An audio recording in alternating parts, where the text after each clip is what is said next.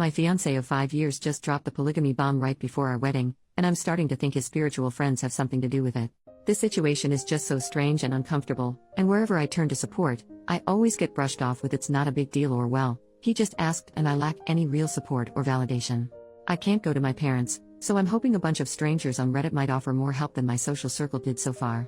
I, 28 female, and my fiancé John, 28 male, have been together for, as the title says, about 5 years. To understand the dilemma, I need to give you some background. We both came from very religious backgrounds, though it affected both of us very differently.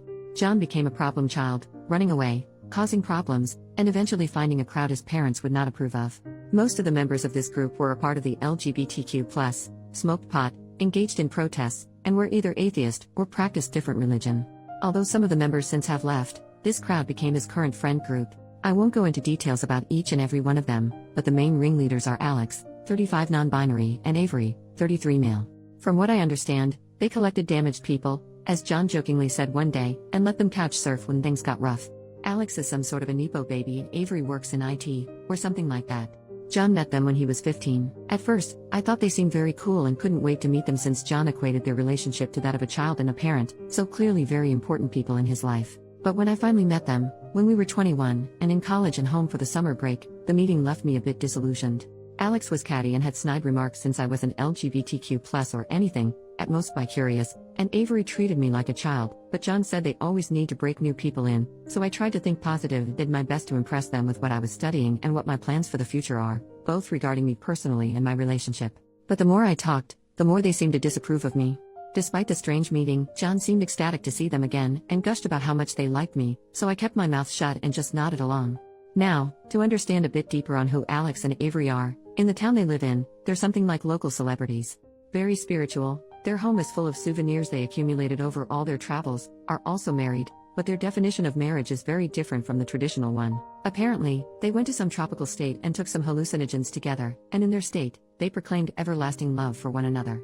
Quite a wild concept for someone like me, but I learned to be more open-minded since I left for college.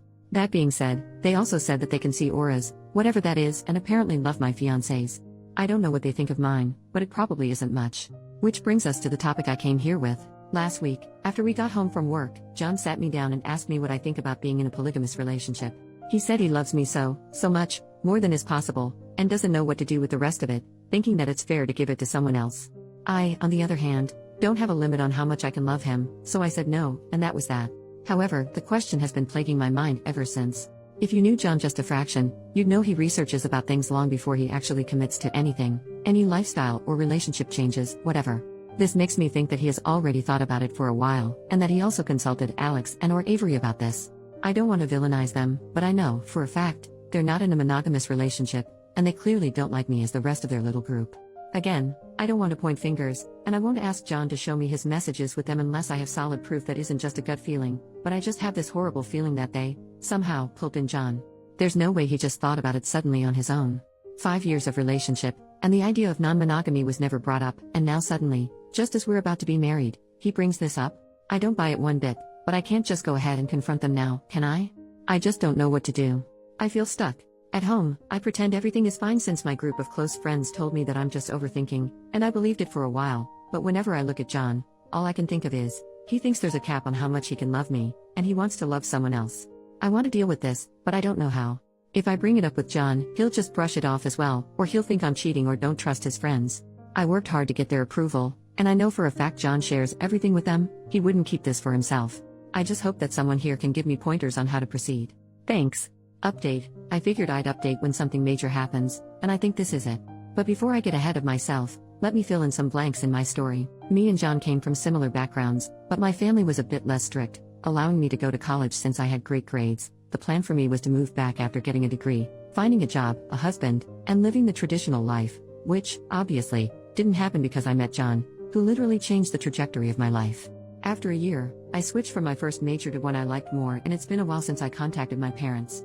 They didn't approve, of course, but with John's help, I didn't give in to their demands to come back. Now they know I'm getting married and are invited, but the last time we spoke was about 2 months ago. John has completely no contact with his parents since 18. I didn't talk about the friend group in more detail at first since I didn't think they were that important, but they do like me. At first, they were obviously a bit unsure since to them, I was a cishet white passing woman, but they warm up to me and I'm proud to call them my friends.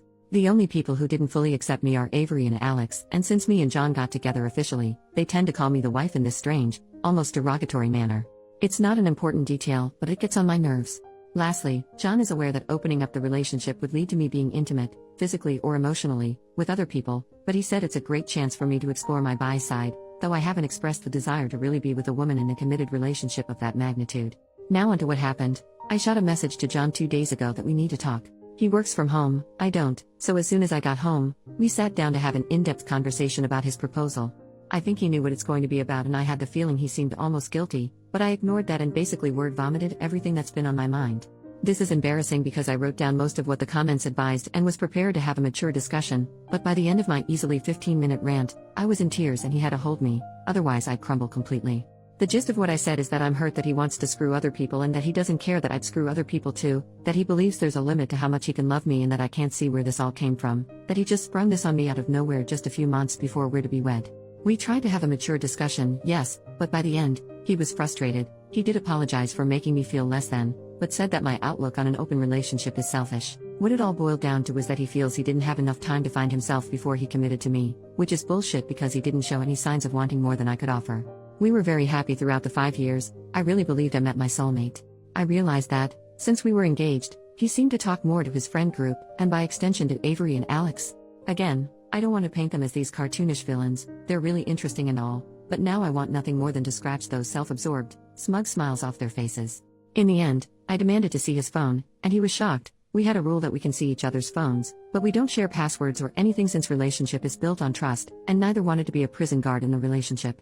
Nevertheless, he unlocked and handed over his phone, and I searched his messages, even deleted ones, and found nothing out of the ordinary. Then I checked the call log, and guess freaking what? Hours-long calls to and from either Avery or Alex. I was fuming, and asked him what the hell does he need to discuss with them this long, and mind you, these dated months back. John eventually caved in and admitted it was them who brought up the idea of open relationship, but they also talked about everything else since they're such role models. John admitted that he started getting cold feet a while ago and needed a safe place to discuss this. I guess I, his wife-to-be, am not safe? Please make it make sense. Why even marry me, then? He promised we'd go to a couples counselor and fix all of this, his issues with marriage, the open relationship thing, the whole 9 yards, and that he'd book an emergency session with his therapist. That he loves me and wants nothing but to be with me. It was late, so we went to bed. Despite how messy this all sounds, I was a bit more reassured by this. I genuinely love him, even if my post doesn't reflect that very well. Though many people said to just leave, I want that to be the last resort. I was willing to jump through hoops to make this work. But guess who's the idiot?